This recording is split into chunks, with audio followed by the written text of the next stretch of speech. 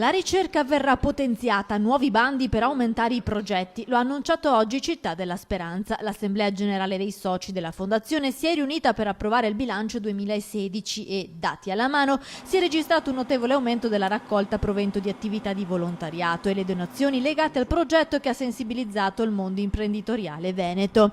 Il presidente Franco Masello ha annunciato che per quest'anno il budget destinato alla ricerca raddoppierà grazie a 1 milione in più di fondi. Nonostante i lasciti siano stati inferiori rispetto al 1900 al 2015, nel 2016 sono aumentate di molto le risorse date dal mondo imprenditoriale soprattutto e anche delle manifestazioni di volontariato, quindi un grazie a tutti i volontari che si prodigano quotidianamente alla raccolta fondi per la Fondazione. Le donazioni degli imprenditori sono arrivate soprattutto dal Vicentino. Il presidente Masello ha ringraziato tutti i volontari, motore della Fondazione, così come i ricercatori. Quest'anno sarà caratterizzato, come già annunciato, dal cambio di statuto. Basta il via libera della Regione, atteso a breve, poi verrà nominato il nuovo direttore scientifico. Oggi abbiamo un advisory board compreso nello statuto, quindi eccellenze mondiali che si confrontano per stabilire linee guida della ricerca. Abbiamo un direttore scientifico che sarà il coordinatore della ricerca scientifica, però avrà potere rispetto a chi fa ricerca,